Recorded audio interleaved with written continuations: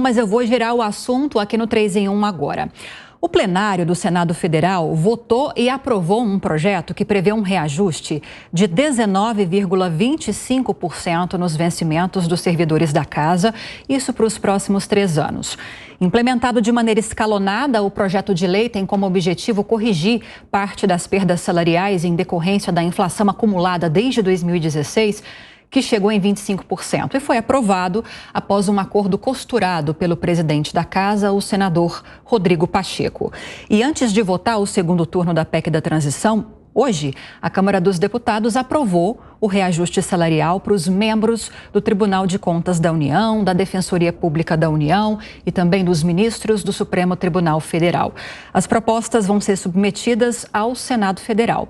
No caso dos ministros do Supremo, a correção vai ser de 18%, passando de R$ 39.200 para R$ 46.300. Isso até fevereiro de 2025, também de forma escalonada.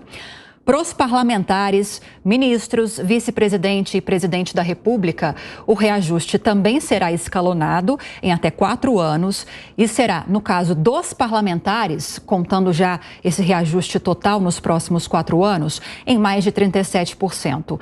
Em relação ao reajuste de presidente, vice-presidente e ministros de Estado, esse reajuste escalonado em 4 anos vai se aproximar de 50%. E esse é o tema da nossa enquete de hoje. Participe. Você concorda com esses reajustes salariais para o Executivo, Legislativo e Judiciário? Para participar é muito fácil, é só acessar o nosso site jp.com.br e deixar o seu comentário, deixar a sua opinião, se você concorda ou não. Ao final do programa, como eu sempre trago a informação para você, a gente vai trazer um resultado parcial dessa enquete. E agora vamos ouvir os nossos comentaristas a respeito disso, né?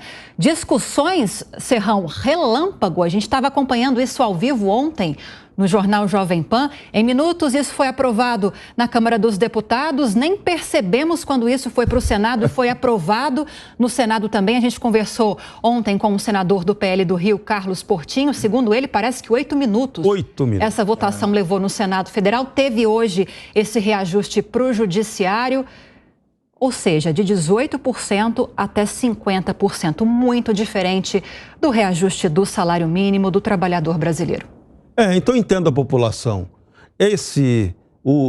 A oligarquia política brasileira, ela trabalha no interesse dela própria. Ela está servindo a ela mesma. Essa é a lógica. E de você, que é que ela cobra de você? Cobra de você o voto. Na hora do voto, você tem que dar o voto obrigatório. E depois, o que ela cobra também de você? Pague o imposto, os impostos, as multas, o que vem por aí, para sustentar essa máquina estatal que só cresce, só fica mais cara e que não dá para a gente, sociedade, a prova de sua eficiência operacional. Então, na verdade, o que a sociedade brasileira custeia, o que cada cidadão brasileiro, eleitor, contribuinte, pagador de imposto, muito imposto, o que ele acaba fazendo, no fim das contas, é custear uma máquina estatal cada vez mais cara, que só fala e que beneficia, em primeiro lugar, ela mesma. Depois ela vai tratar do resto. E, por trás disso, sempre o discurso esfarrapado de que vamos atender o social, vamos lançar um novo imposto para atender o social, vamos aumentar aí, vamos criar o IOF, vamos aumentar a taxação sobre as exportações e o dinheiro depois vai para o social. O social é pagar o salário dessa turma que está no social. Entendeu ou precisa desenhar? Agora, Vilela, uma grande preocupação, além de todas essas que o Serrão muito bem lembrou agora no comentário, é o quanto isso vai elevar o teto do funcionalismo público, que hoje quase chega a 40 mil, vai ultrapassar os 46 mil, isso até 2025, no caso do Judiciário, com essa aprovação, e no caso do Poder Executivo e também do Poder Legislativo até 2026. E isso gera um efeito cascata, porque, por exemplo, juízes do STJ, se não me engano, ganham 95% do ministro do STF, o desembargador 95% de um ministro do STJ e por aí vai. Exatamente, esse é o grande problema. Muitas vezes se tem a discussão, se tem o argumento de que, olha, o salário ele acabou desvalorizando ao longo dos últimos 4 anos. O que aquele valor comprava 4 anos atrás, hoje em dia ele já não compra mais.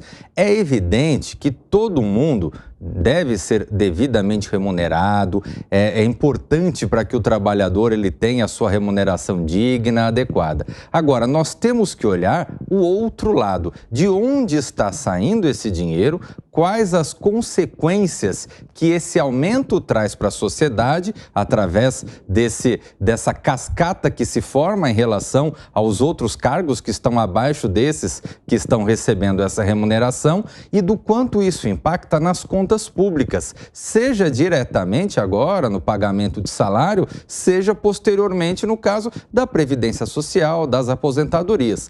O fato é que esse tipo de aumento, onde você dá um verniz de uma justificativa plausível, você acaba fazendo com que tenha uma elite do funcionalismo público que tenha a sua remuneração, que, embora seja merecida em muitos casos, mas a gente não pode esquecer que ela é muito acima do que a gente tem na grande maioria do quadro do serviço público.